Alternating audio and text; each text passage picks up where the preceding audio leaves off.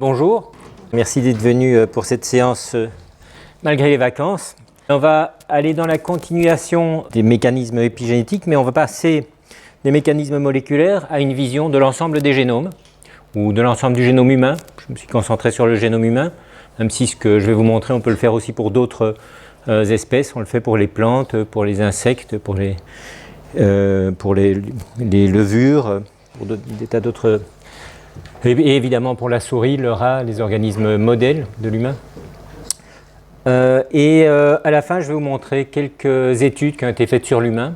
Et ce sera une mise en bouche, une introduction à la séance prochaine, où on va vraiment s'attaquer à la question centrale de ce cours, qui est: est-ce qu'il y a une transmission transgénérationnelle des modifications épigénétiques et de l'impact de notre environnement sur le fonctionnement du corps via les mécanismes épigénétiques. Mais pour ça, il nous manque encore quand même quelques ingrédients très importants et qui sont justement ceux sur lesquels se fondent toutes les études actuelles.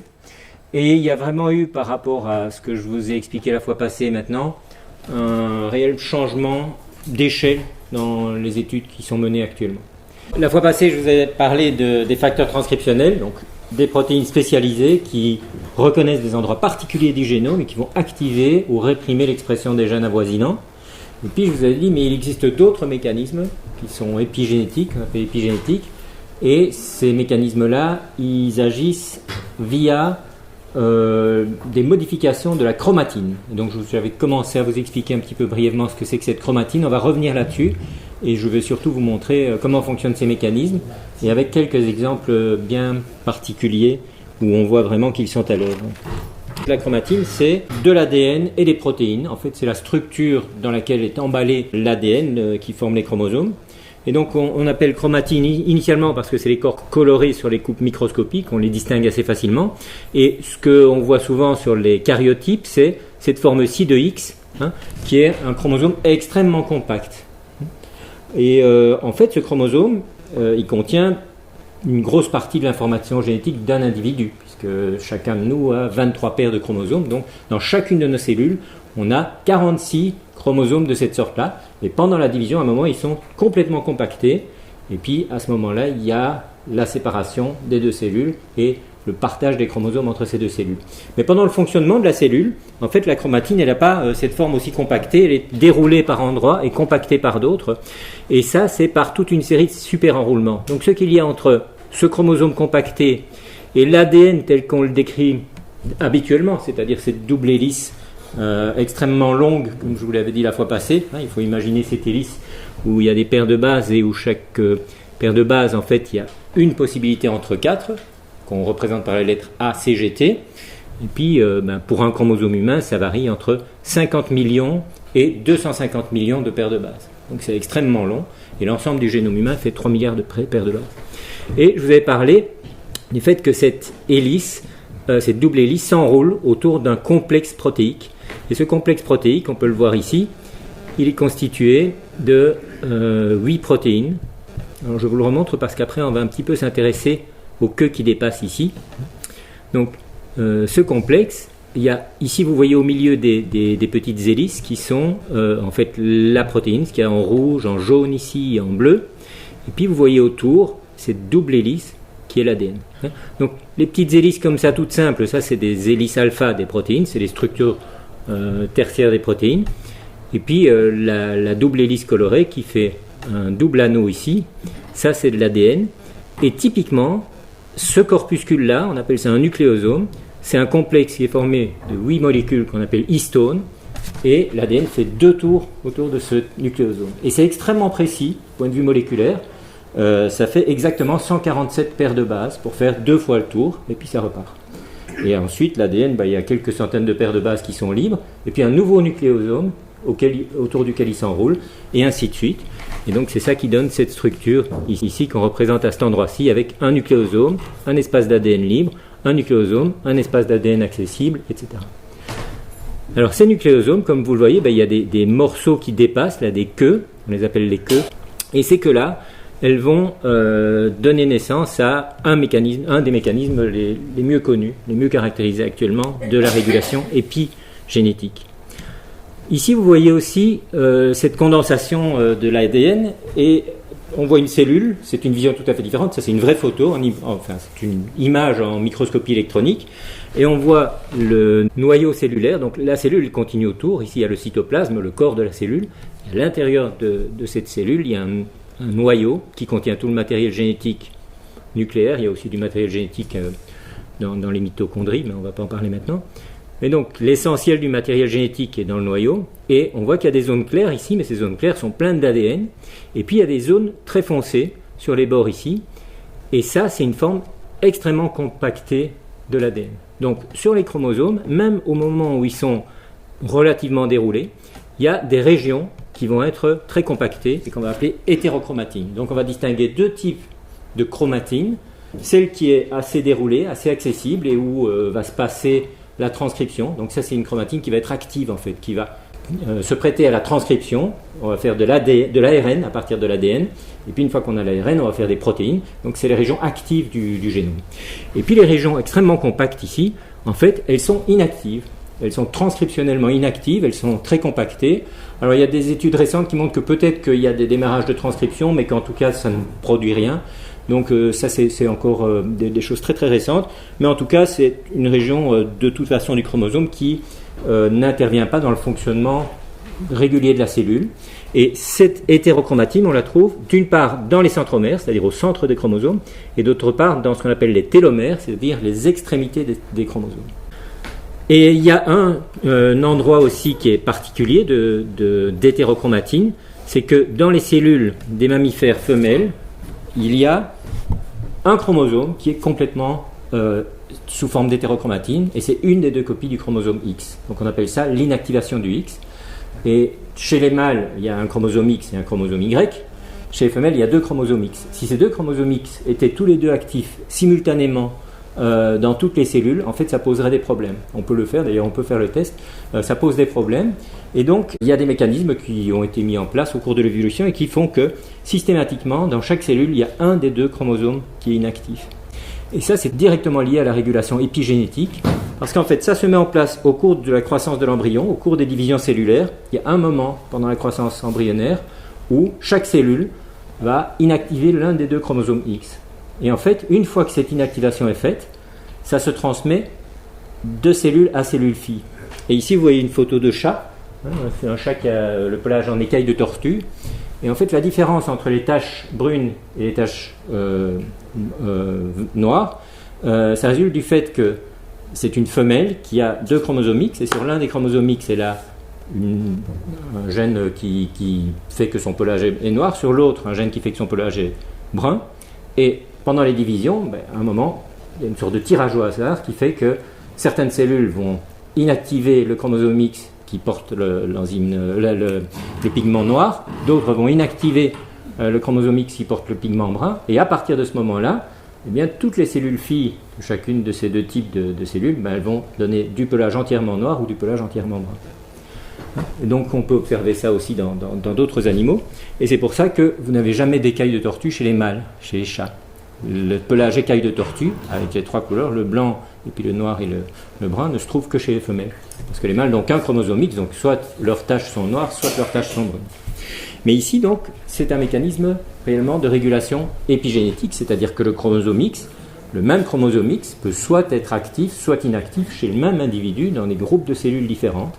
Et donc, il y a une différence phénotypique ici entre différentes parties de l'animal qui sont liées, non pas au fait que le génome est différent dans ces différentes cellules, puisqu'elles ont toutes les mêmes deux chromosomes X, mais au fait que dans certaines cellules, c'est un des chromosomes qui s'exprime, donc s'exprimer au sens de être ouvert à la transcription et permettre la synthèse des protéines, et dans l'autre, dans d'autres groupes de cellules, c'est l'autre chromosome.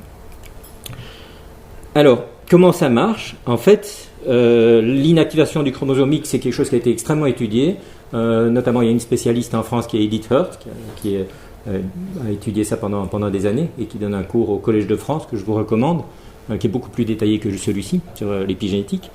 Ça fait participer différents mécanismes que je ne vais pas détailler ici, mais notamment un des mécanismes qui interviennent, c'est la méthylation de l'ADN. Donc celui-ci, je vais l'expliquer. Il y a aussi d'autres mécanismes liés à des ARN tout à fait spéciaux qui emballent le chromosome X et que je ne vais pas du tout entrer dedans parce que c'est très spécifique. Mais un des mécanismes qui est très important pour l'ensemble des phénomènes biologiques en fait, qu'on va observer, épigénétiques, c'est la méthylation de l'ADN. Et puis, il y a une autre classe de modifications de la chromotine qui sont très importantes, qui sont des modifications chimiques, non pas de la chaîne d'ADN, comme ici, mais de ces fameuses protéines autour desquelles s'enroule l'ADN, donc ces histones. Donc on a deux grandes modifications de la chromatine qui vont permettre de faire une régulation. D'une part, l'ADN peut être modifié chimiquement, et d'autre part, les histones peuvent être modifiés chimiquement.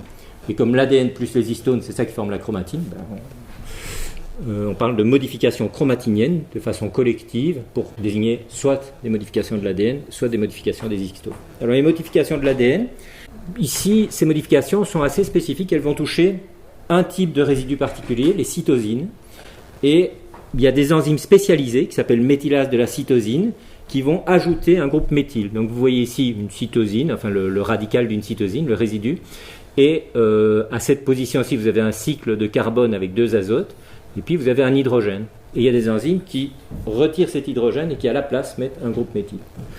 Cette enzyme, vous la voyez ici, donc elle a une structure tridimensionnelle qui fait qu'elle a la capacité spécifiquement de se lier à l'ADN, et en se liant à l'ADN, elle va opérer cette modification, et puis elle va se détacher, elle va aller à un autre endroit de l'ADN, elle va opérer la même modification, puis elle va à un autre endroit, etc. Et elle a une très grande spécificité parce qu'en fait, elle ne fait cette opération qu'à des endroits où il y a un C suivi d'un G. Alors, ce qui est aussi assez important, c'est que cette modification-là, sur l'ADN, elle le fait sur les 2 brins. Parce que si vous avez un endroit de l'ADN, un C, vous avez un groupe phosphate et puis un G, sur l'autre brin, donc si on lit le brin dans ce sens-là, sur l'autre brin, en face du G, il va y avoir un C, et en face du C, il y aura un G. Donc dans les deux sens, on aura C suivi d'un G, dans ce sens-là, on aura C suivi d'un G, et si on le lit dans ce sens-ci aussi, on aura C suivi d'un G. Et ce que fait la méthyltransférase, c'est qu'elle a, alors il y a un certain type de méthyltransférase qui sont ce qu'on appelle des méthyltransférases de novo, qui vont reconnaître ces sites-là et qui vont ici ajouter un groupe méthyle à ce C-là et un groupe méthyle à ce C-là. Et donc, les gènes qui codent pour ces méthyltransférases s'appellent DNMT3. Il y a DNMT3A, DNMT3-2. Il y en a 2 chez l'humain. C'est 2 gènes qui codent pour des protéines qui font la même chose, c'est-à-dire qu'elles reconnaissent des endroits spécifiques de l'ADN et elles ajoutent un groupe méthyle. Et dès le moment où elles font ça, en fait, il va y avoir des conséquences sur le fonctionnement du chromosome. Et puis il y a une autre méthylase de l'ADN qui, elle, opère durant la division cellulaire. Parce qu'en fait, à partir du moment où j'ai mon ADN qui est méthylé sur chacun des 2 brins, au moment de la division cellulaire, cet ADN, en fait, il va se séparer. La polymérase de l'ADN, elle va copier une nouvelle chaîne d'ADN sur base de ce modèle-ci. Ce que fait la polymérase, c'est chaque fois qu'elle voit un A, elle met un T en face. Si elle voit un T, elle met un A en face. Puis si elle met un T, là, elle va mettre un C en face du G, un G en face du C. Elle polymérise une nouvelle chaîne d'ADN. Et quand elle le fait avec de l'ADN, avec des résidus, des nucléotides qui sont dans la cellule et qui ne sont pas méthylés. Ce qu'elle fait, c'est qu'elle va mettre en face de ce G-ci, elle va mettre un C. En face de ce C-ci, elle va mettre un G. Et celui-ci ne sera pas méthylé. Par contre, de l'autre côté, ici, j'avais mon C et le G, qui étaient méthylés aussi. Et de même, la polymérase de l'ADN, elle va synthétiser une nouvelle chaîne d'ADN sur base du modèle de celle-ci, mais elle ne sera pas méthylée non plus. Et là, il y a d'autres molécules qui sont spécialisées, c'est une autre ADN méthylase, qui a la capacité, quand elle se rencontre de ce genre de situation-là, de faire ce qu'on appelle la maintenance. C'est une méthylase de l'ADN de maintenance. Elle reconnaît les endroits où il y a une hémiméthylation et elle méthyle de l'autre côté. Et donc c'est quelque chose d'assez fascinant en fait que ces 2 protéines existent chez tous les mammifères. En fait, on trouve ces 2 types de protéines, des méthylases qui vont faire de la méthylation de novo en méthylant sur les 2 brins. Et puis il y a un problème qui se pose au moment de la division cellulaire, puisqu'on perd l'information sur un des 2 brins. Il y a une autre protéine spécialisée qui fait la même réaction, mais spécifiquement aux endroits où l'ADN n'est méthylé que d'un côté, il rajoute le groupe méthyle manquant. Du point de vue évolutif, c'est quelque chose que je trouve assez fascinant. Alors ça a des conséquences aussi, c'est qu'une fois que l'ADN est méthylé, en fait il est inactif. Et une des conséquences de ça, on trouve énormément de CPG dans les régions inactives des chromosomes, notamment dans les centromères et dans les télomères. Et donc c'est un des mécanismes qui permettent d'expliquer l'inactivation. Et ce qu'on pense, c'est qu'en fait, cette méthylation facilite le superenroulement et la formation d'hétérochromatine. Ça facilite la compaction des chromosomes. Alors ce que vous voyez ici, c'est des séquences d'ADN. Alors on ne va pas lire toutes les séquences, elles sont en tout petit, là, ATG, CC, ATTC, etc. Mais sur l'une des figures, ils ont marqué en rouge les successions de C suivies d'un G, les CPG, et sur l'autre, les successions de G suivies d'un C. Donc a priori, la probabilité d'observer un C suivi d'un G ou un G suivi d'un C, si on avait fait une séquence aléatoire, ce serait la même. Et ce qu'on voit bien, c'est qu'il y a des régions ici, il y a une région où en fait il y a un évitement du CPG. Alors que le GPC n'est pas du tout évité. Donc ce n'est pas une question de différence de contenu en C ou en G, c'est vraiment ce dinucléotide-là qui est évité. Et il est évité d'une part parce que au cours de l'évolution, ces CPG ont tendance à muter et à donner un T suivi d'un G. Et donc au fil de l'évolution, ils disparaissent des génomes, mais aussi on pense qu'il y a une raison fonctionnelle à cet évitement parce qu'on ne l'observe pas dans tous les génomes. On observe ça, cet appauvrissement en CPG dans le génome humain. Et en fait, une des raisons, c'est que s'il y avait trop de CPG ici, ce gène serait inactif. Et donc, généralement, dans les régions actives du génome, on a une très très forte baisse du taux de CPG. Donc, ce que ça veut dire, c'est que ce mécanisme de régulation, on peut même, seulement en regardant la séquence d'un génome, aller prédire quelles sont les régions du génome qui vont vraisemblablement être actives ou inactives. Alors il y a certaines régions qui font exception, c'est ce qu'on appelle des îlots CPG, c'est des endroits où il y a un taux de CPG, donc CPG c'est C suivi d'un G. Il y a un taux de CPG qui est plus haut que dans le reste du génome et qui néanmoins ne sont pas inactives, et ces régions-là, en fait, c'est très souvent dans les promoteurs des gènes, c'est-à-dire c'est juste à l'endroit où commence la transcription. Donc ici vous voyez une molécule d'ADN. Chaque fois que vous avez un petit bâton avec un rond, c'est un CPG. Et quand ils sont noirs, c'est qu'ils sont méthylés. Quand ils sont blancs, c'est qu'ils ne sont pas méthylés. Et en fait, dans ces îlots, il y a un mécanisme qui fait que la méthylation ne s'opère pas. Et donc ces régions-là sont ouvertes, elles ne sont pas compactées, elles ne sont pas sous forme d'hétérochromatine. Et la transcription peut avoir lieu. Et ce qu'on représente en vert ici, c'est le démarrage de la transcription, et puis la flèche, c'est l'orientation de la transcription. Donc ici, on a un gène, l'endroit où commence un gène, commence une transcription qui va ensuite donner lieu à une traduction qui donnera une protéine. Alors, à quoi ça sert cette méthylation de CPG ? D'une part, comme je vous l'ai dit, ça sert à l'inactivation du chromosome X, donc il est très très fortement couvert de méthylation. D'autre part, ça sert aussi à réprimer les éléments transposables. Et je vais vous expliquer ce que c'est parce qu'on va revenir là-dessus. Les éléments transposables, en fait, si on observe le génome humain, si on a séquencé le génome humain, on se constate que 45% du génome humain, c'est des régions répétées. C'est-à-dire qu'on a une séquence, et puis un peu plus loin, on a une séquence qui ressemble furieusement à 90%, puis un peu plus loin à 90%, une autre, etc. Donc, c'est des régions dont on se demande si elles sont fonctionnelles ou pas. Au départ, on se demandait si elles étaient fonctionnelles. On a aussi parlé d'ADN poubelle, l'ADN qui n'était pas utilisé. Et on a mieux compris en quoi elles consistaient, en tout cas certaines de ces séquences répétées. Et notamment, il y a une séquence qui est la plus fréquente là-dedans, qu'on appelle séquence ALU. Et cette séquence-là, il y a 1 million de copies de la même séquence dans le génome, avec des petites variations d'une copie à l'autre. Donc, c'est quelque chose qui est répandu dans l'entièreté du génome. Et cette séquence-là, en fait, elle couvre il y a ce million de copies de la même séquence, qui font chacune quelques centaines de paires de bases. Ça fait en tout 10% du génome. Et ces 10% du génome, en fait, ils proviennent d'une infection virale ancestrale. C'est-à-dire qu'il existe des virus qui sont ce qu'on appelle des rétrovirus. Vous en connaissez un qui est très célèbre, c'est le sida, le virus du sida. Et en fait, ce virus-là, son matériel génétique, c'est de l'ARN. Et il existe des protéines qui s'appellent les reverse transcriptases qui permettent, une fois que le virus s'est inséré dans une cellule, ils lui permettent de synthétiser de l'ADN sur base du modèle de l'ARN. Donc c'est l'inverse du chemin habituelle, puisque d'habitude c'est à partir de l'ADN qu'on fait de l'ARN, et donc il existe une protéine qui s'appelle la reverse transcriptase, qui fait l'inverse, à partir d'un ARN, elle fait un ADN. Et ensuite cet ADN s'insère dans le génome qui l'infecte. Donc c'est un mécanisme assez général des virus à ARN.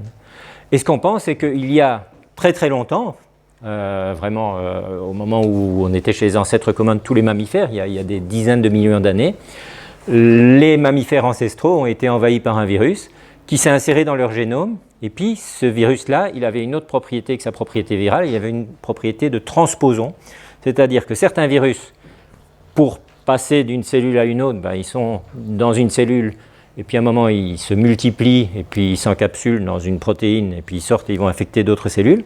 Et puis certains autres virus, quand ils sont insérés dans un génome, ils peuvent sauter à un autre endroit du génome et faire plusieurs copies dans le même génome. Et les séquences ALU, on pense qu'elles résultent de l'évolution d'un virus qui, durant l'évolution des mammifères, a commencé à envahir le génome, et qui aujourd'hui occupe 10% du génome de l'humain. Alors évidemment, ces séquences-là, est-ce qu'elles sont encore actives? Oui, elles peuvent l'être, elles sont partiellement actives, c'est-à-dire qu'on peut, chez la souris notamment, et chez d'autres organismes, et chez les plantes, ça a été démontré par Barbara McClintock chez les plantes, en fait on peut démontrer qu'il y a des séquences comme ça qui, d'une division cellulaire à l'autre, peuvent changer d'endroit dans le génome. Donc si, évidemment, ces séquences sont actives, ça provoque des gros problèmes. Ça peut provoquer des gros problèmes puisqu'elles peuvent modifier le génome, provoquer des mutations aux endroits où elles vont atterrir.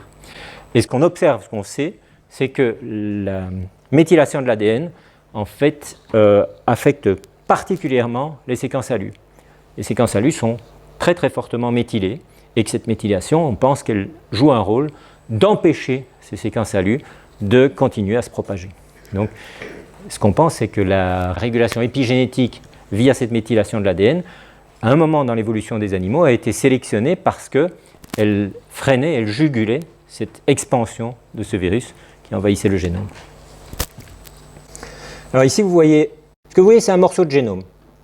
Et ce morceau de génome, là vous avez le dessin du chromosome, et on fait un zoom sur une toute petite partie qui est la partie rouge ici. Et dans cette partie-là, on peut marquer en bleu les gènes.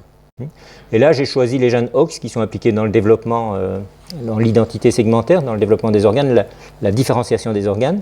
Des séquences ALU. Sur cette piste-ci, vous voyez, j'ai marqué toutes les séquences répétitives et vous voyez des tas de séquences. Et ce qu'on voit, c'est qu'il y a des régions où il y a très très peu de séquences ALU. Parce qu'en fait, ces régions-là, elles sont très cruciales en fait, pour le développement de l'organisme. Et ce qu'on pense, c'est que si des séquences ALU atterrissent là-dedans, ça perturbera vraiment le développement de base du plan de l'organisme.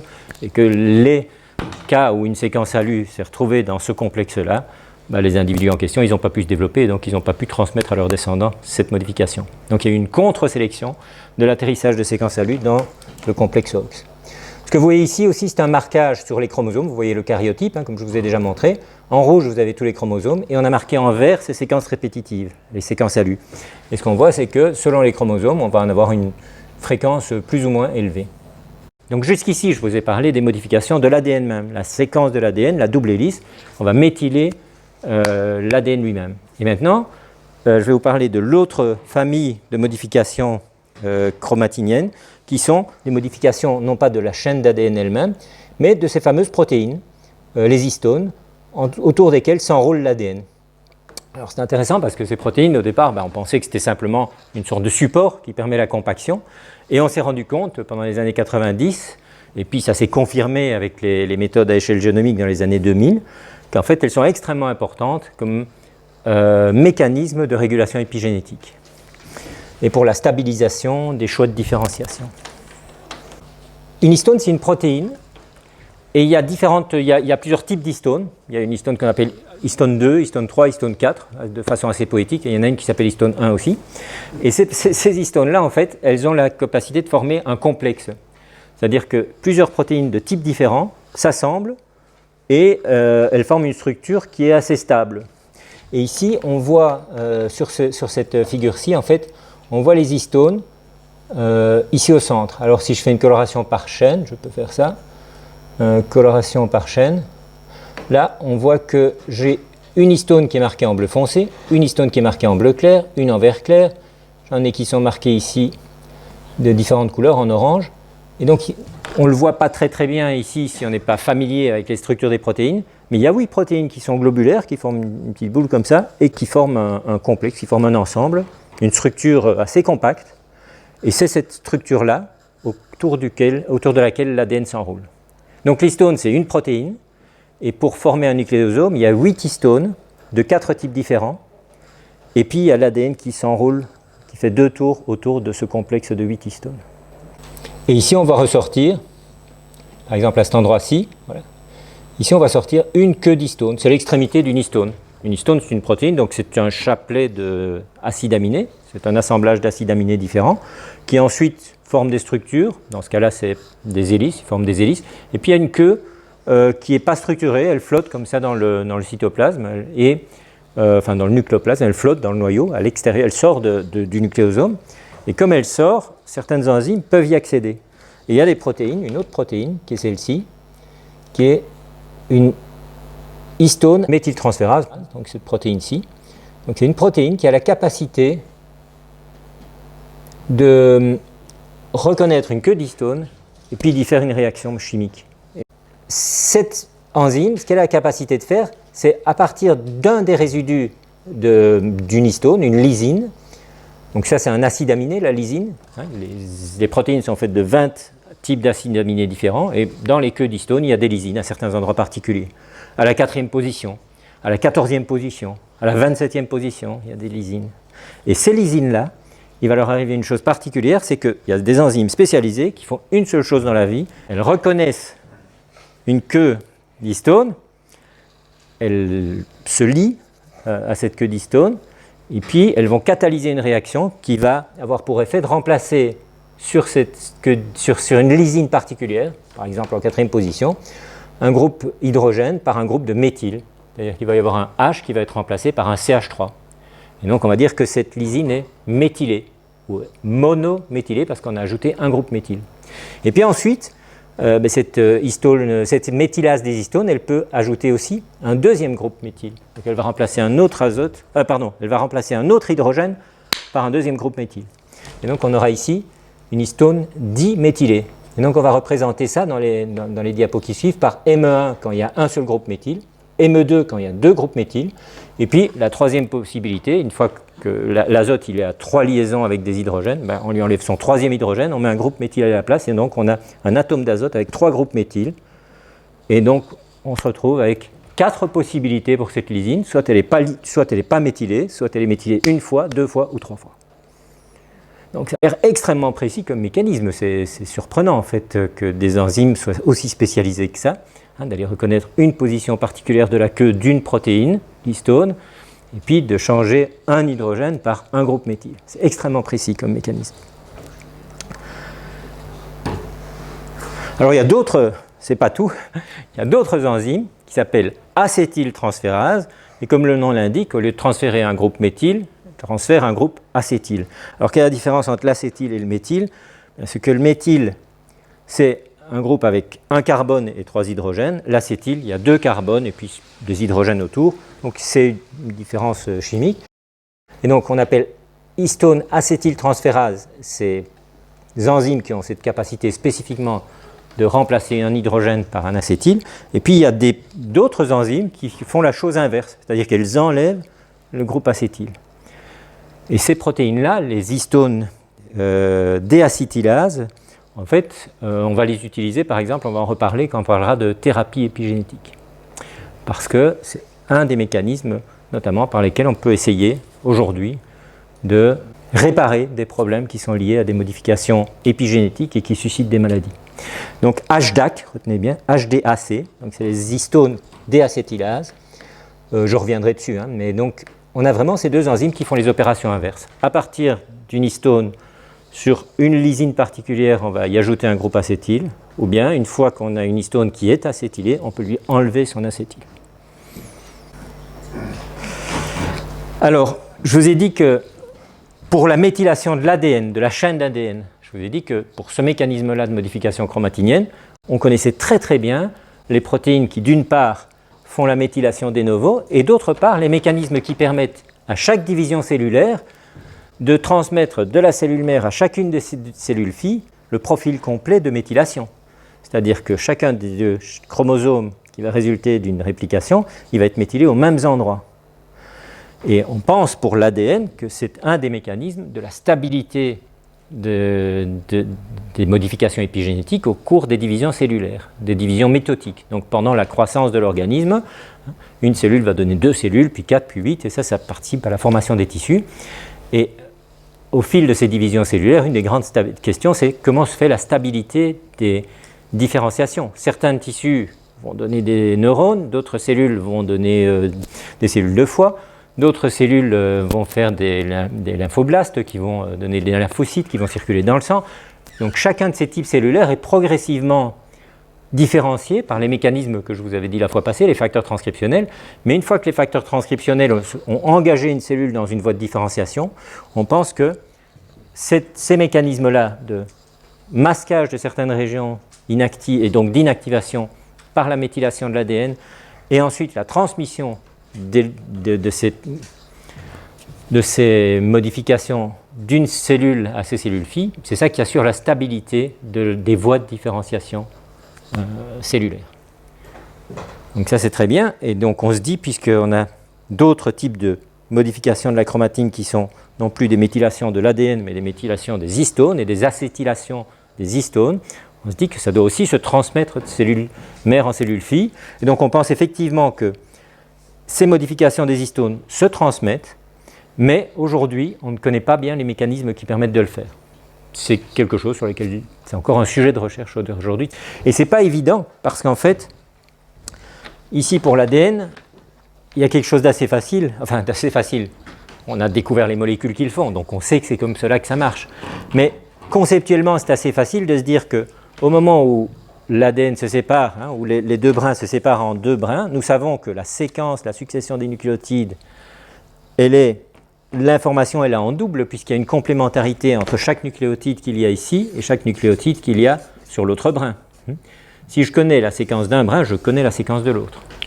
Et par ailleurs, si un des deux brins est méthylé, on voit qu'il y a une enzyme qui s'appelle la DNMT1 qui va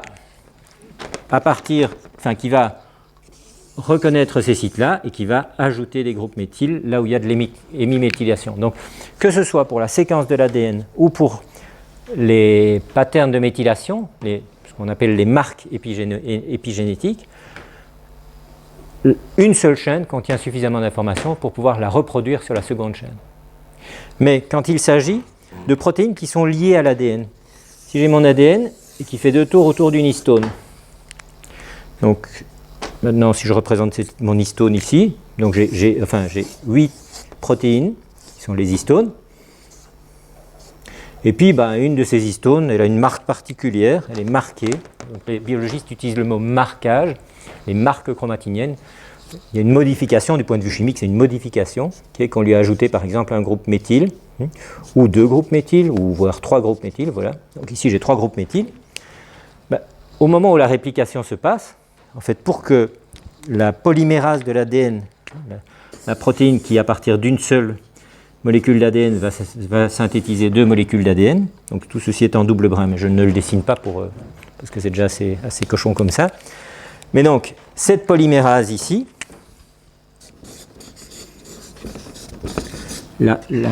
l'enzyme qui synthétise 2 molécules d'ADN à partir d'une seule molécule d'ADN, c'est l'ADN polymérase. Pour qu'elle puisse faire son travail, elle doit écarter les histones. Donc les histones sont séparées de l'ADN. Et donc on ne sait pas comment après elles reviennent au bon endroit. Et a fortiori, même si, imaginons qu'elles restent à proximité et que immédiatement après le passage de l'ARN polymérase se reforme ici un nucléosome avec les 8 protéines qui étaient ici, imaginons-le, mais c'est même pas sûr que ce soit le cas, mais même si on imagine ça, on n'a aucune idée de ce qui permettra à l'autre copie de l'ADN de s'enrouler autour d'un histone et que l'information qu'il y a ici, sous forme de méthylation, de modification particulière, de méthylation, d'acétylation, comment cette information est-elle reproduite sur l'autre copie de l'ADN? On n'en a aucune idée aujourd'hui. il est assez vraisemblable qu'on en aura des idées dans quelques années parce que c'est un sujet de recherche extrêmement actif. Alors, en 2000, et puis il y a eu plusieurs papiers en 2000, 2001, 2004, 2007, il y a eu tout un engouement pour ces modifications des histones et pour les modifications de l'ADN. Et il y a plusieurs auteurs qui ont commencé à dire, tiens, mais somme toute, il faudrait qu'on essaye de décrypter le langage de ces modifications d'histones. Donc ça, c'est un premier papier. Il y en a un autre qui parle du code des histones. Et quelle était l'idée en fait? L'idée, c'est que, donc, sur cette figure, il vous représente la chromatine qui peut exister soit sous forme déroulée, hein, soit sous forme déroulée, c'est de l'euchromatine, soit sous forme un peu plus compacte, l'hétérochromatine. Et le rôle des histones est très important pour passer d'une forme à l'autre, et notamment l'acétylation. On pense que l'acétylation, elle intervient dans l'ouverture de la chromatine. Enfin, on a de bonnes raisons de penser, on a des indications assez bonnes du point de vue à la fois biochimique et puis du point de vue de la fonction biologique pour dire qu'aux endroits où les histones sont acétylées, ça relâche la chromatine, elle est sous une forme toujours chromatinienne avec toujours des histones, mais elle est moins compacte qu'aux endroits où il n'y a pas d'acétylation. Et donc on associe du point de vue statistique, et puis on comprend aussi du point de vue biochimique comment ça se passe, on associe ces marques-ci qui sont représentées sur cette figure-ci par un petit drapeau vert. Tous les endroits où il y a un drapeau vert, c'est des endroits où on sait qu'il y a des enzymes qui vont acétyler un résidu de la protéine. Donc ceci, c'est la séquence d'une histone. L'histone H3, je vous ai dit qu'il y en avait 4, hein, H2A, H2B, H3 et H4. Et donc, par exemple, sur l'histone H3, il est bien connu qu'on a une lysine en 4e position, le K c'est une lysine, on a une lysine en 9e position, une en 14e, une en 18e, une en 23e, une en 27e, et chacune de ces lysines peut être éventuellement acétylée. Mais certaines peuvent aussi être méthylées. Et donc, si elles sont méthylées, ça va inactiver, si elles sont acétylées, ça va activer la chromatine. Elle va être plus déroulée ou plus compacte. Et donc, ceci c'est un papier un tout petit peu plus récent, de 2004, où ils ont fait une revue, Peterson, et où ils montrent justement pour chacune de ces quatre histones dont je vous ai parlé, ça c'est le début de la séquence de l'histone, et donc ils montrent les endroits où il y a des acétylations, des méthylations, des phosphorylations aussi, différents types de modifications. Et puis ils associent à chacune de ces types de phosphorylation une activité particulière, une conséquence en fait de ce type de modification. Donc si on a des acétylations, généralement, donc ici vous avez le nom de l'histone, H2A, H2B, enfin je n'ai pas de H2A, H2B, H3, H4, et ensuite vous avez le résidu, K c'est des lysines, en général c'est sur des lysines qu'on va avoir des modifications. Je suis obligé de vous expliquer comment ça se lit. On ne va pas tous les lire, c'est pour vous donner la photo d'ensemble, hein. Mais après, je vais en utiliser certaines d'entre elles qui vont revenir de façon récurrente. En particulier, par exemple, H3K27 acétylé ou H3K4 méthylé. Donc, qu'est-ce que ça veut dire H3K4ME1? Ça veut dire que sur la troisième histone, donc chacune des 4 histones, elle est là en 2 copies. Hein. Dans un complexe comme ça, il y a 8 protéines, il y a 2 copies de chacune des histones. Sur la troisième histone, à la 4e position, il y a une lysine et elle peut être méthylée. Mais elle peut aussi être diméthylée ou triméthylée. Par contre, à la 9e position, il y a une histone qui peut être soit méthylée, triméthylée, soit acétylée. Et ici, celle-là est intéressante, H3K9AC, ça veut dire que cette même lysine, si elle est acétylée, ça va être une région active. Si elle est méthylée, ça va être une région inactive. Et donc on a un nouveau signal de régulation ici par rapport à ceux dont je vous ai parlé dans les séances précédentes. C'est un signal qui repose sur les modifications des histones. Et ce que ces auteurs appellent le code des histones, c'est justement toute cette combinaison de modifications et ce qui leur est associé. Donc j'appelle ça un code, dans le sens où il y a une association entre une modification chimique particulière et une fonction particulière. Et en fait, ça devient surtout des révélateurs de l'état d'activation des gènes, parce que si, alors sur cette figure-ci, vous avez un schéma simplifié, mais où l'axe horizontal représente le génome, et ce qui est marqué ici en noir, c'est des gènes. Donc ici j'ai un gène, un autre gène, un troisième gène, un quatrième gène. Là j'ai un morceau de gène qui est un peu coupé, parce qu'on a fait un zoom, voilà, on a coupé sur une région particulière du génome. Et dans cette région particulière, il y a des nouvelles méthodes qui ont été inventées au début des années 2000 et qui permettent d'aller marquer ou d'aller détecter, plus précisément d'aller détecter, soit par des méthodes de fluorescence, soit par des méthodes de séquençage. Bon, je ne vais pas entrer dans les détails, mais il y a des méthodes qui permettent de détecter la présence de chacune des modifications d'histones. Et donc on peut parcourir le génome, et ici par exemple vous voyez deux expériences différentes, l'une avec une des méthodes qui a été développée en 2002 qui s'appelle ChIP-ChIP, ça veut dire Chromatin Immunoprecipitation, et puis chip pour les puces fluorescentes. Et puis ça c'est une autre méthode qui a été développée en 2007, qui s'appelle ChIP-seq. Et en fait ces deux méthodes, on peut les appliquer exactement sur les mêmes échantillons et on voit qu'elles donnent les mêmes réponses. Donc ça c'est intéressant en biologie, qu'on a deux méthodes différentes qui vous montrent des résultats cohérents. Et ce qu'elles montrent toutes les deux, c'est que à cet endroit-ci, il y a des pics, ce qu'on appelle des pics. On voit bien que la hauteur représente l'intensité de la méthylation à cet endroit-là, ou sur une population cellulaire, ça représente la proportion des cellules où on trouve de la méthylation. Et là, vous voyez qu'il y a une région de méthylation avec des pics, et puis ici une autre région. Et le ChIP-seq a une meilleure résolution que le ChIP-chip. Donc aujourd'hui, tout le monde travaille avec du ChIP-seq plutôt que du ChIP-chip, parce que ça permet de caractériser de manière beaucoup plus fine les positions des nucléosomes où il y a une méthylation particulière. Et ce qu'on voit, c'est que certaines de ces régions, par exemple ici, il y a une modification, H3K36ME3. Dans mon petit code des histones ici, H3K36ME3, activation, et on voit que c'est sur le corps des gènes activement transcrits. Et ici, vous voyez un vrai résultat. Et en fait, sur ce vrai résultat, on voit effectivement que tout le long de ce gène-ci,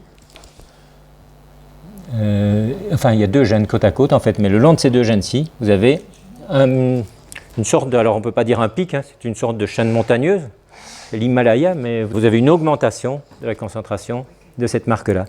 Ceci, c'est la polymérase de l'ARN. Ça, c'est intéressant de regarder son profil aussi. Donc ça, c'est la machine qui permet de synthétiser de l'ARN à partir de l'ADN. Enfin, la machine, pardon. C'est le complexe enzymatique qui permet de synthétiser l'ARN à partir de l'ADN. Donc c'est la transcription.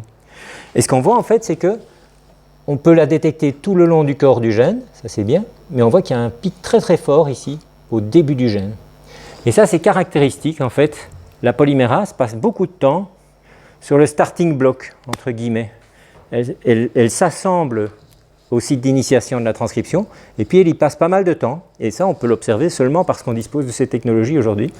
Et puis à un moment, des facteurs transcriptionnels vont l'activer, lui donner un signal de démarrage, et elle va commencer la transcription. Et donc, ce qu'on mesure ici avec la hauteur, somme toute dans ce cas-là, c'est la proportion de temps que cette enzyme, ce complexe enzymatique, passe soit au début, soit sur le corps du gène. Donc, c'est des méthodes extrêmement précises, et il y a plusieurs projets internationaux qui ont été lancés pour appliquer ces méthodes-là à tous les tissus humains, ou à un grand nombre de tissus humains. Et donc, par exemple, il y a un projet qui s'appelle ENCODE, qui est un projet européen, qui a été financé donc et mis en place par un tas de laboratoires européens qui visait à caractériser le génome humain et à caractériser la fonction de chaque région du génome humain. Le projet a été terminé, c'est un projet qui a tourné pendant les années 2000, et notamment dans le cadre de ce projet-là, ils ont caractérisé les marques ce qu'on appelle les marques épigénétiques, ou les modifications épigénétiques, sur l'ensemble du génome dans un tas de lignées cellulaires. C'est quoi des lignées cellulaires? C'est des cellules qu'on a extraites d'un corps humain et puis qu'on met en culture sur des boîtes de pétri, elles peuvent se reproduire. C'est des cellules qui sont à moitié différenciées, un peu dédifférenciées, parce que normalement un neurone ne se reproduit plus, il ne multiplie plus, mais si on les met sur des milieux de culture, on peut les amener à continuer à se reproduire, mais néanmoins ils conservent des propriétés neuronales. Et donc dans des cellules de type foie ou des cellules de type neurones ou dans des cellules de type dans des lignées cellulaires qui découlent de cancer aussi, c'est-à-dire qu'on prélève des cancers et un cancer c'est des cellules qui n'arrêtent pas de se multiplier, donc ça c'est facile de les mettre en culture cellulaire, mais donc on a différents types de lignées cellulaires qui sont maintenues depuis des dizaines d'années et qu'on utilise en laboratoire et qui sont des lignées types en fait, qu'on a énormément étudiées, et donc ces lignées-là, On les connaît bien parce qu'on a fait de la génétique sur ces lignées, on a étudié l'effet de différents facteurs sur ces lignées. C'est des lignées qui viennent de personnes qui sont sans doute mortes depuis des dizaines d'années. Mais on ne connaît pas le nom de la personne, mais en tout cas qu'on utilise en laboratoire et que tous les laboratoires peuvent obtenir et analyser les mêmes lignées cellulaires. Donc ces lignées-là, les principales lignées que les biologistes utilisent, eh bien dans le projet ENCODE, ils ont caractérisé d'une part tout le transcriptome, c'est-à-dire ils ont regardé quels sont tous les gènes qui s'expriment et ils ont quantifié le niveau de transcription de chacun des 25 000 gènes du génome. Et d'autre part, l'épigénome, c'est-à-dire qu'ils ont caractérisé les positions où il y a des méthylations des histones, des acétylations des histones, la méthylation de l'ADN, et ils ont aussi marqué tous les sites de liaison de différents facteurs transcriptionnels. Donc on a un jeu de données énorme produit par ce projet international. Et puis il y a un autre projet qui s'appelle Roadmap, qui est un projet américain, où ils ont étudié, eux, carrément, l'épigénome, donc l'ensemble de tous les endroits où il y a des modifications, soit de l'ADN, soit des histones, et le transcriptome, donc le niveau d'expression de tous les gènes, dans différents tissus, mais des tissus, donc là, c'est plus des lignées cellulaires, c'est vraiment des biopsies, ou des biopsies, c'est plutôt sur des personnes qui sont décédées et qui cèdent leur corps à la science, et donc on prélève des échantillons des différents tissus juste après la mort, et puis on caractérise le profil d'expression de tous les gènes et le profil de liaison, des facteurs transcriptionnels et les modifications chromatiniennes. Et il y a encore un autre projet international qui s'appelle GTEx, où on a caractérisé le profil d'expression de tous les gènes dans 53 tissus différents. Et donc maintenant on dispose de ces catalogues à échelle génomique. Alors je vais vous montrer un exemple ici de détection des marques d'histones par la technologie ChIP-seq. Vous voyez deux types de gènes. Tiens, j'aurais dû placer cette diapo-là avant, mais ce n'est pas grave. Donc un exemple ici qui vous montre que ces profils, même si donc c'est des expériences où qui sont à l'échelle génomique, donc il y a sans doute des endroits où il y a des erreurs, où il y a différents phénomènes qui se passent. Donc ça demande quand même pas mal d'expertise d'analyser ces résultats-là. Mais ce qu'on vous montre sur cette figure-ci, c'est d'une part, vous avez une région du génome qui est active et d'autre part un autre gène qui est inactif. Donc STAT4 dans les tissus qui ont été étudiés est actif et puis le gène MYO1B il est inactif dans ces tissus-là. Il est actif dans d'autres tissus. Donc ils ont choisi intentionnellement ces deux gènes-là et ce qu'ils vous montrent c'est que si on regarde l'endroit où on trouve des marques H3, K4, ME3, donc les modifications de triméthylation de la 4e lysine, de la 3e histone de ces nucléosomes, eh bien, ces endroits-là, on voit qu'il y en a un petit peu en amont des gènes STAT1 et en aval des gènes STAT4. Mais vous en avez juste en amont du gène STAT1 et vous voyez aussi qu'il y en a en amont du gène STAT4. La petite flèche bleue vous indique que ces gènes sont transcrits dans ce sens-là pour vous. Alors, ce que ça veut dire, c'est que ces marques-là, en fait, on sait qu'elles sont associées à des promoteurs actifs ou à ce qu'on appelle des enhancers, c'est-à-dire des régions qui participent au déclenchement de la transcription. Et de fait, c'est parfaitement cohérent. On voit que ce gène est actif dans ces tissus-là et on trouve ici des méthylations très importantes du promoteur de ces gènes. Et puis on voit ici la modification chromatinienne H3K27ME1 qui est étalée le long du génome. Et puis on voit d'autres modifications comme celle-ci. Je vous avais dit H3K36ME3.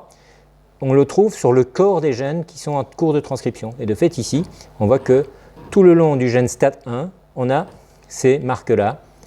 H3K36ME3, H3K20ME1, etc. Par contre, sur des gènes inactifs, on ne trouve pas les modifications H3 le long de ce gène-là, sur le corps du gène MYOB1. On ne trouve pas la modification H3K36ME3. Au promoteur de ce gène, on ne trouve pas de marque de méthylation. Et donc, par contre, on trouve d'autres modifications qui sont caractéristiques des gènes inactifs. C'est la triméthylation, la diméthylation de la 27e lysine du 3e histone. Et donc, vous imaginez bien que maintenant, dès le moment où on dispose pour l'ensemble d'un tissu, pour un tissu donné, de l'ensemble de toutes ces modifications-là, tous ces profils-là, sur l'ensemble de tout le génome, on peut savoir quels sont les gènes qui sont transcrits et quels sont les gènes qui ne sont pas transcrits. Et on peut aussi savoir quels sont les endroits où il y a des éléments de régulation. Donc ça nous donne vraiment une vision extrêmement riche de tout ce qui se passe dans un génome, enfin tout ce qui se passe, non, de la régulation d'un génome, c'est pas tout ce qui se passe, hein, mais de la régulation d'un génome dans différents tissus, à différents moments du développement aussi on peut le faire, et donc ça nous permet de comprendre les mécanismes de régulation, mais au lieu de regarder un seul gène, comme je vous avais montré la fois passée, je vous ai dit, on s'intéresse au gène bicoïde, et donc le gène bicoïde active tel gène et puis tel autre gène, ici on regarde tous les gènes à la fois. On regarde tous les gènes à la fois, et on peut savoir dans un tissu donné, lesquels sont en cours de transcription, lesquels sont inactifs du point de vue transcriptionnel, et on peut savoir aussi quelles sont les régions du génome qui sont responsables de l'activation de ce gène ou de la répression de ce gène. Et donc il y a des centaines de laboratoires dans le monde aujourd'hui qui utilisent ces technologies-là pour analyser leurs propres échantillons. Alors ce qu'on peut voir aussi, c'est que d'une part, ça permet de prendre un instantané d'un tissu, mais ce qu'on peut voir aussi, c'est au cours du développement. Et donc une autre étude qui a été faite à peu près au même moment, en 2007, donc l'étude précédente que je vous ai montrée ici, c'est une des premières études où on a démontré cette capacité d'utiliser ce fameux code de l'histone pour comprendre ce que font les gènes dans différents tissus. Et ici, vous avez une étude qui a été publiée à peu près en même temps par Mikkelsen. Et là, il vous montre d'une part des profils avec des modifications qui sont caractéristiques d'un état d'activation en vert ou d'inactivité en rouge. Hein. Donc la triméthylation de la quatrième lysine de l'histone 3, donc H3K4ME3, je vais l'appeler comme ça dorénavant. H3K4ME3, c'est un signal qui est associé à des régions actives, et par contre H3K27ME3, c'est associé à une répression, à des régions inactives de l'ADN. Et ce qu'on voit, c'est que ils ont détecté les profils de ces modifications, d'une part dans des cellules souches embryonnaires de souris, et ces cellules-là, ce qu'on voit, c'est que, en fait, elles ont à la fois, sur ces gènes-là, les deux marques qui sont là. C'est-à-dire qu'elles sont bivalentes, on va les appeler bivalentes, elles ont à la fois des modifications qui sont généralement associées à l'activité et d'autres à l'inactivité.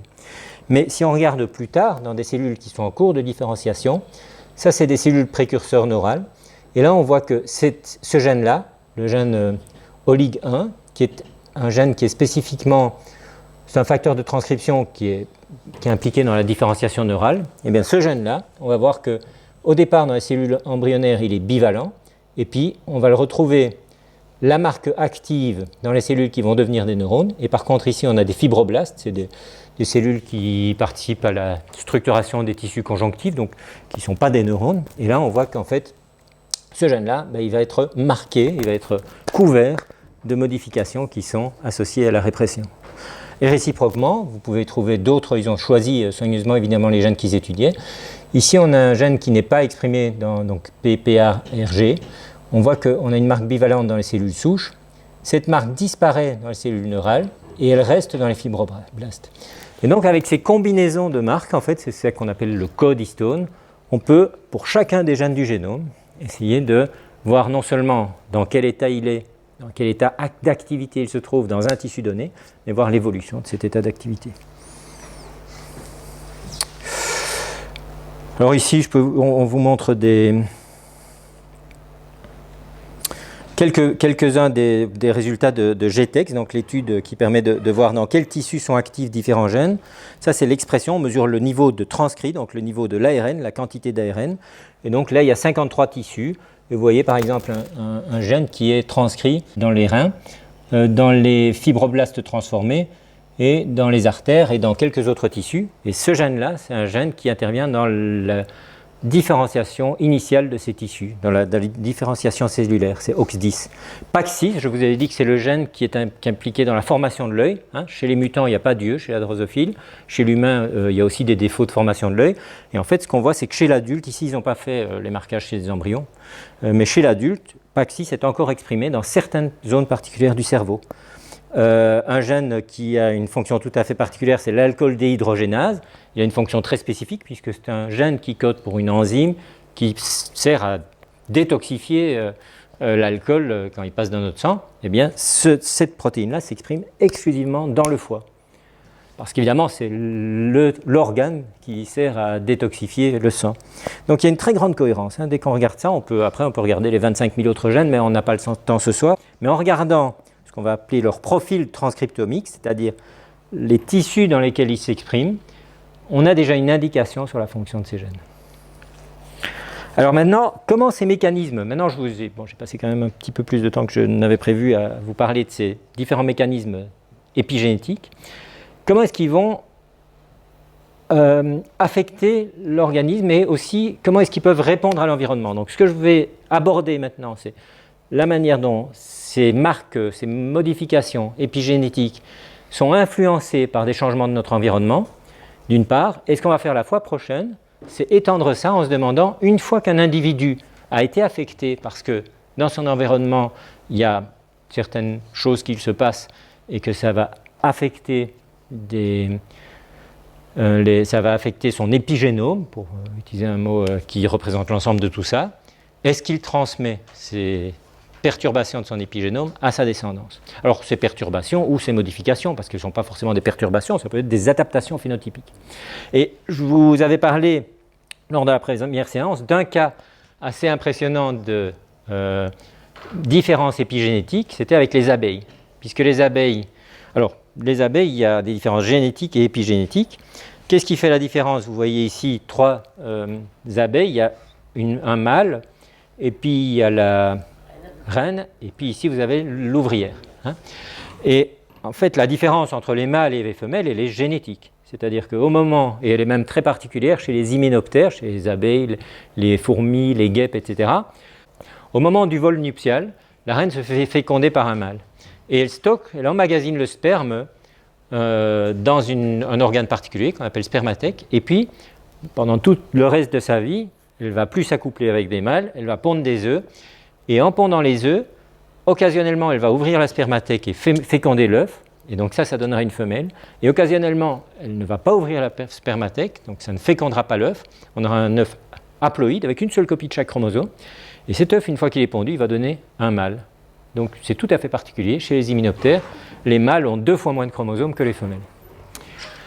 Chez les femelles, il y a un diphénisme, il y a 2 types de phénotypes, il y a les reines et les ouvrières, et ça par contre, ce qui induit la différence entre les deux, c'est la nourriture que consomment les larves. Donc les ouvrières nourrissent les larves, et pour certaines larves, elles vont donner ce qu'on appelle la gelée royale, et pour d'autres pas. Et c'est ça qui fait la différence entre les deux. Et ce qu'on a constaté, c'est qu'en fait, cette gelée royale, elle était extrêmement riche en une molécule qui est le phénylbutyrate.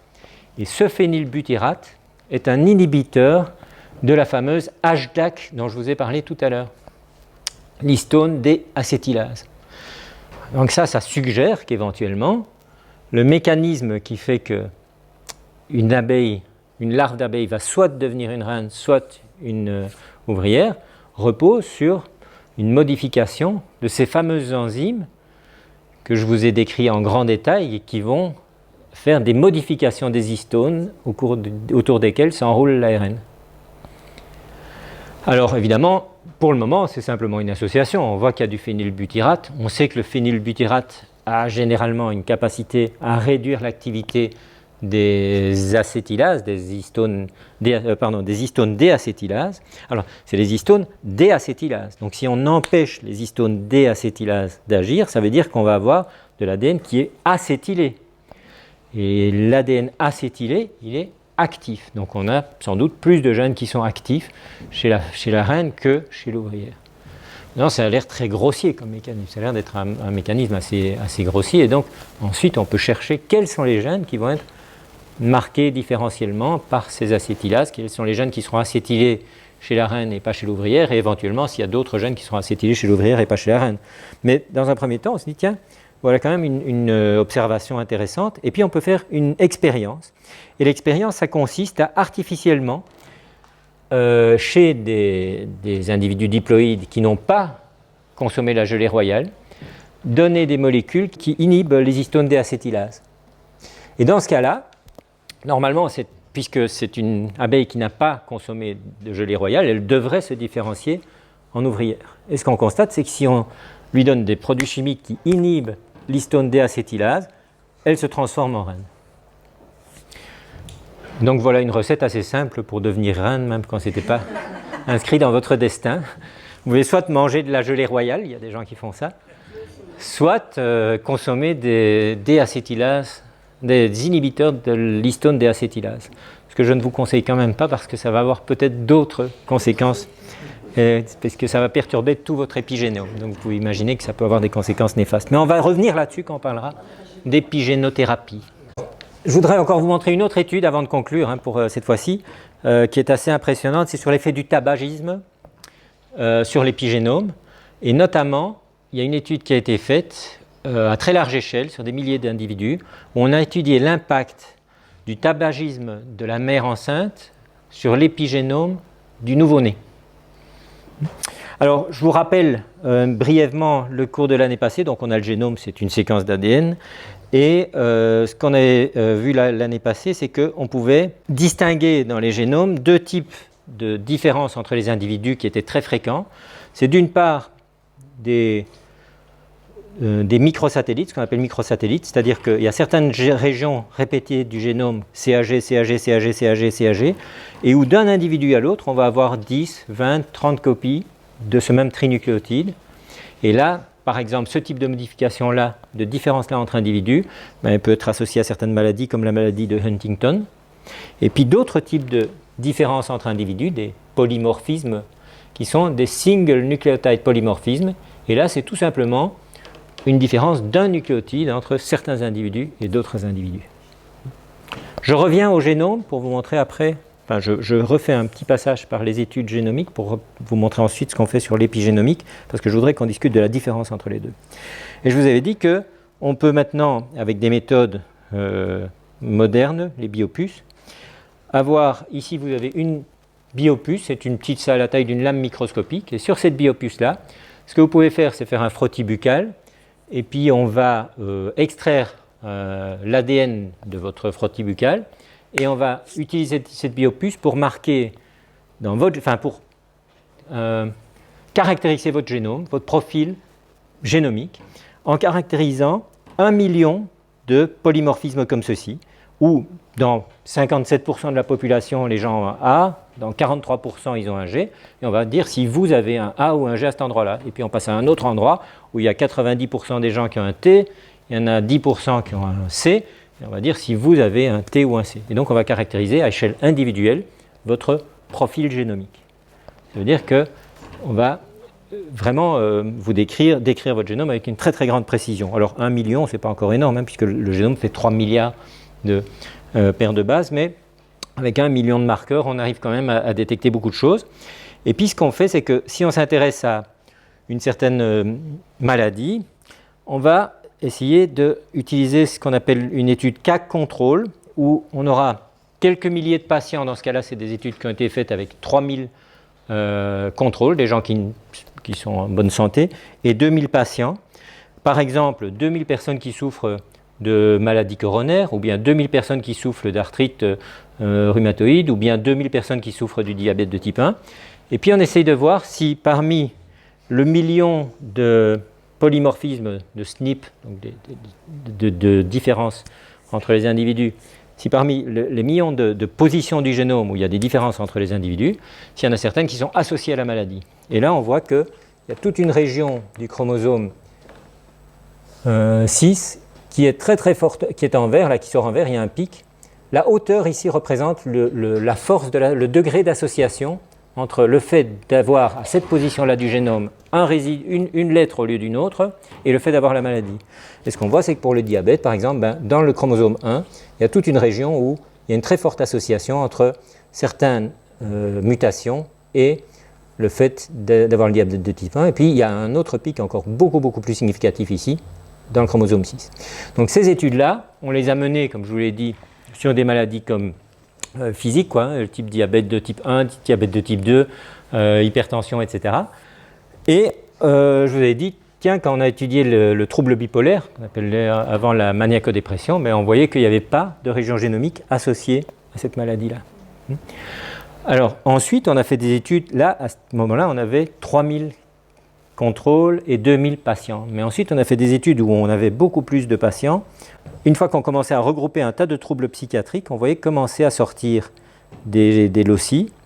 On voyait des associations significatives. Et ça, c'est parce que on commençait à avoir des dizaines de milliers de patients. Et il y a une étude que je vous avais montrée l'année passée où, avec 40 000 cas de schizophrénie et 113 000 cas de contrôle, ils avaient détecté 108 positions dans le génome qui étaient associées à la schizophrénie.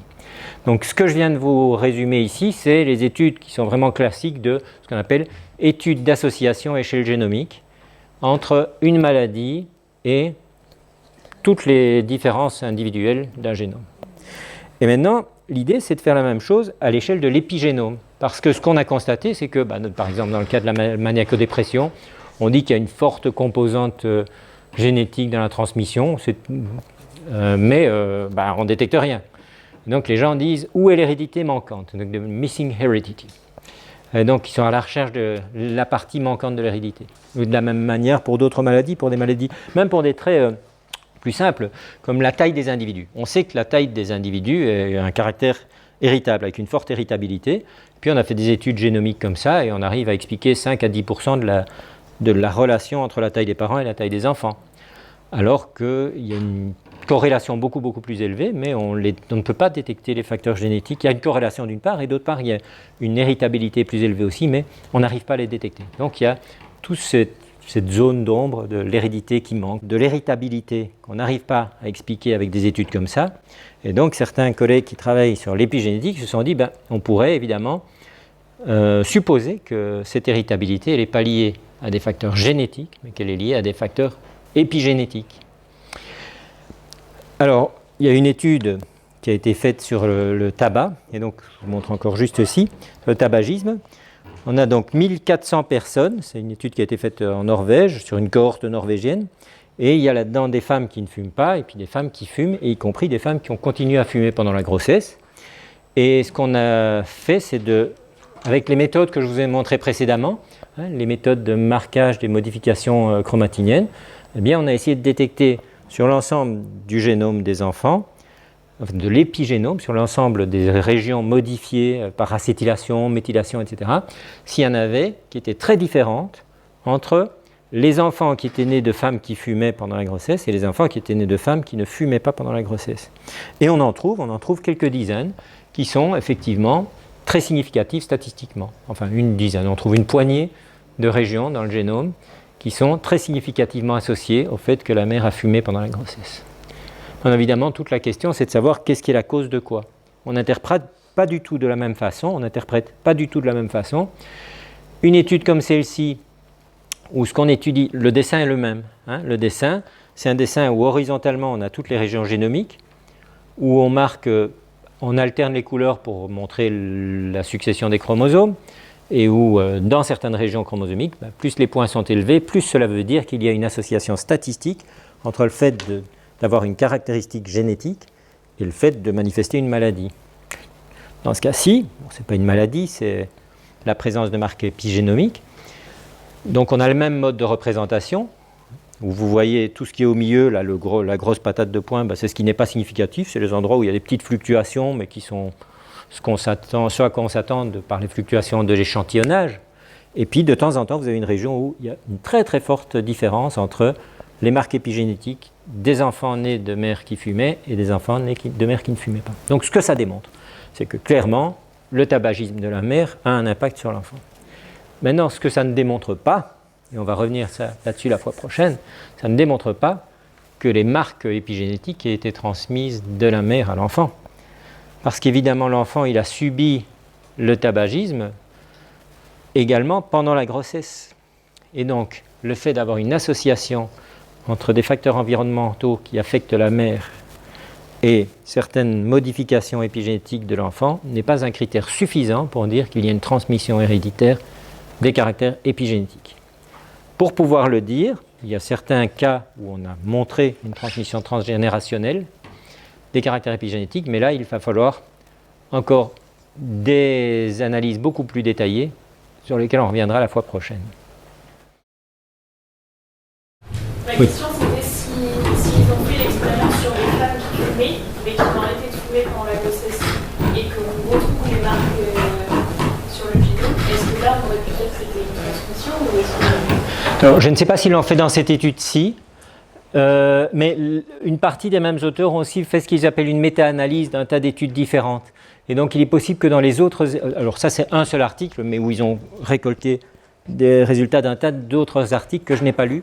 Mais je pourrais vérifier si je trouve cette information. Parce qu'évidemment, il y a aussi, on pourrait raffiner la question. C'est-à-dire qu'on pourrait aussi se demander si, même pour des femmes qui ont arrêté, non pas pendant la grossesse, mais même avant, puisqu'il y a, enfin avant, tout début, ou même au moment de la conception, du projet, hein, au moment où le couple fait le projet de concevoir un enfant, il y a beaucoup de femmes qui arrêtent de fumer. Et donc ce serait intéressant de voir effectivement, comme vous le suggérez, hein, de comparer d'une part des enfants nés de femmes qui ont fumé pendant la grossesse, des enfants nés de fumeuses qui fumaient autant mais qui se sont arrêtés avant la grossesse, et puis les enfants nés de femmes qui ne fument pas. Donc je pense que c'est une très bonne question. Je vais vérifier pour la semaine prochaine si je trouve des informations. Je voulais savoir, c'est un peu fait qu'on remarque une association entre le tabagisme de la mère et une modification de la méthylation de certains gènes. Ça ne prouve pas qu'il y a une transmission directe? Absolument. Ça le prouve absolument, absolument. Vous avez raison, ça ne le prouve pas du tout. Et justement, donc c'est une des. Mais au moment où ils discutent de ça, évidemment, c'est parmi les hypothèses. Ils discutent de cela, c'est qu'il y a une voie qui est vraiment possible, c'est que c'est par le tabac lui-même, par les molécules qui sont véhiculées par le tabac, que certaines vont affecter l'embryon parce qu'elles vont pénétrer à travers la barrière placentale, la protection placentale, et donc que l'embryon va lui-même être soumis à ces molécules toxiques. On va voir la semaine prochaine, je vais aussi parler des perturbateurs endocriniens. Il y a des études qui ont été faites chez les souris notamment, mais donc je détaillerai ça. Et donc effectivement, le fait que la mère soit soumise à des perturbations de son environnement ou à des agents toxiques, ça peut affecter le fœtus en passant à travers la barrière placentaire.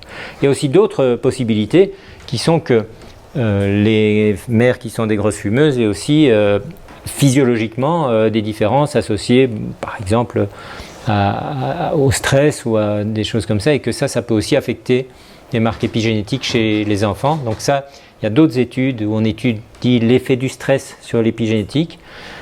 Et donc il peut y avoir aussi ce qu'on appelle des facteurs de confusion qui font que ces femmes ne diffèrent pas uniquement des non-fumeuses, les fumeuses ne diffèrent pas des non-fumeuses uniquement par le fait de fumer ou pas, mais par d'autres critères qui peuvent aussi jouer.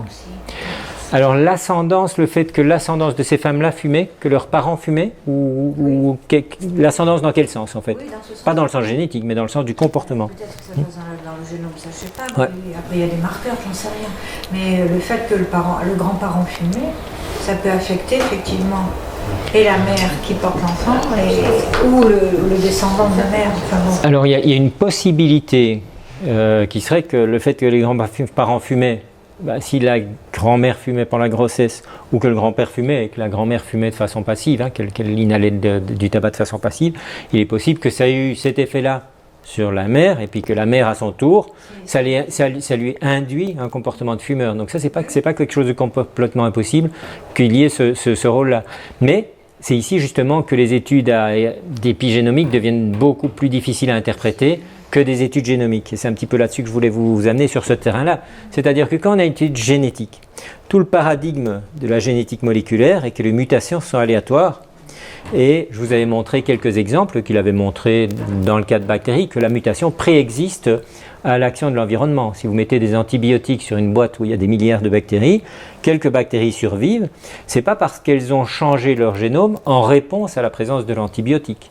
Les expériences de Lederberg et les expériences de Luria Delbruck ont montré qu'en fait, on exerce une sélection dans une population où il y a déjà, avant qu'on mette l'antibiotique, quelques bactéries qui ont, par le hasard des mutations, une capacité à résister à cet antibiotique-là. Et de la même manière, c'est un peu le paradigme général, c'est quand on fait des études d'association génomique, on pense qu'il y a des tas de différences entre les individus, il y a des millions, on en teste 1 million à la fois, ce qui est déjà pas mal, mais on sait qu'il y a des millions, des dizaines de millions de positions dans le génome qui diffèrent entre les individus d'une population humaine et qui font les différents, certaines d'entre elles font les différences phénotypiques, etc.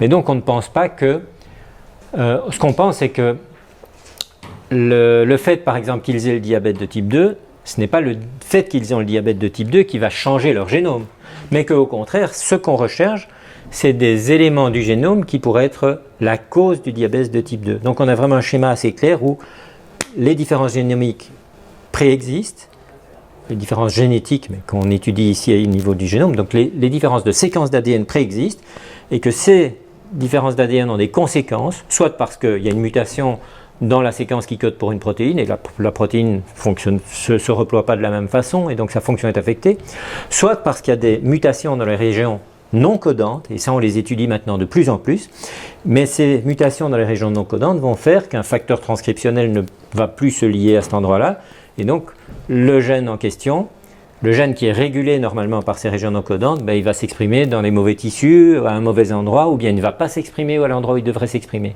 Donc ça, c'est le paradigme génétique. C'est les séquences d'ADN sont modifiées entre individus, et cela cause des différences phénotypiques. Et donc on cherche, sur base de phénotypes, ici dans ce cas-là des maladies, de remonter aux causes et de voir quelles sont les modifications génétiques qui sont les causes.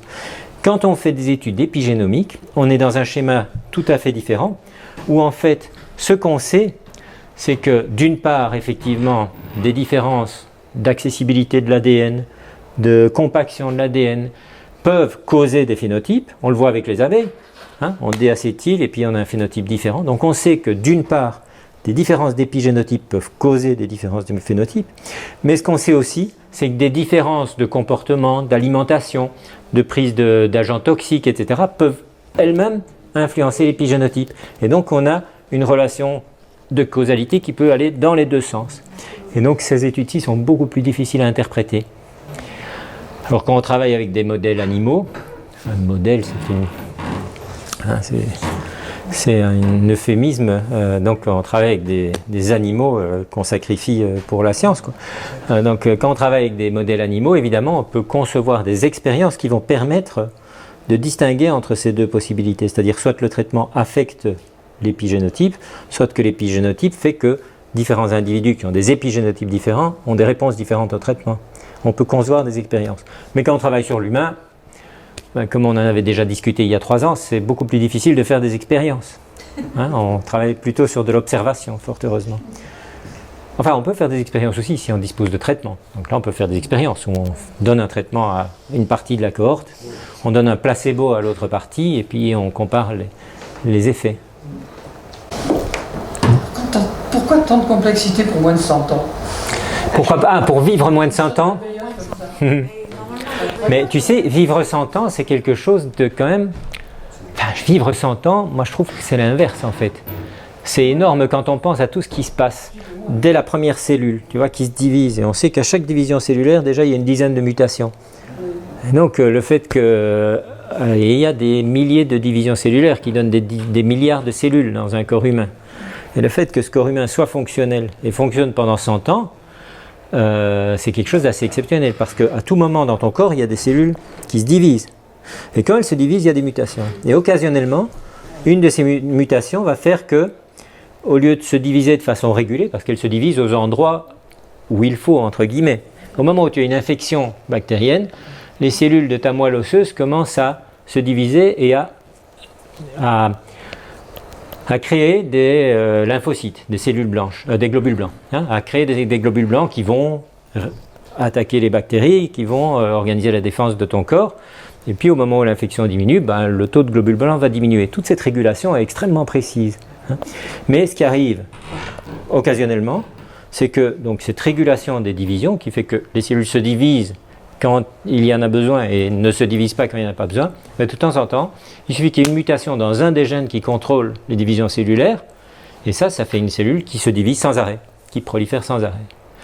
Et ça s'appelle un cancer. Donc ce que je trouve assez exceptionnel, moi, c'est que justement le corps fonctionne aussi longtemps sans que ces choses-là nous détruisent. Donc je pense que la complexité qu'on a ici, En fait, oui, je pense que cette complexité-là, elle est la clé de cette remarquable précision dans le plan du développement de l'embryon, et puis dans le fonctionnement de l'organisme et dans l'adaptation de l'organisme à des modifications de son environnement, dans sa capacité à répondre à des infections, à des attaques d'agents pathogènes, y compris d'ailleurs aux cellules cancéreuses, parce que des démarrages de cancer, il en arrive un peu partout dans notre corps à tout moment, mais notre système immunitaire a lui-même la capacité de reconnaître des cellules qui commencent à se diviser de façon incontrôlée et à les éliminer.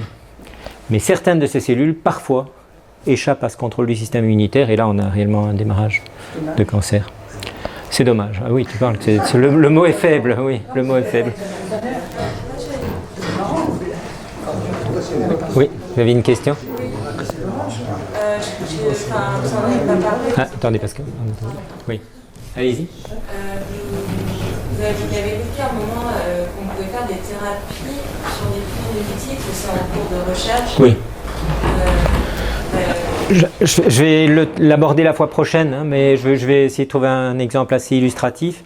Mais donc, certains cancers sont liés à une mutation d'une de ces enzymes qui interviennent dans la méthylation de l'ADN ou dans la méthylation des histones. Et une thérapie. Et donc, l'effet du cancer, c'est pas tellement à cause du gène muté, c'est qu'il y a d'une part le gène qui est muté, mais surtout, ça perturbe l'entièreté de l'épigénome, puisque les gènes qui devraient être inactifs ne sont pas inactifs, des gènes qui devraient être actifs peuvent être actifs. Et donc, il existe, il y a une tentative de mettre en place des thérapies qui reposent sur le fait de compenser la mutation de ce gène-là par un traitement chimique qui va soit désacétyler, soit acétyler selon les cas.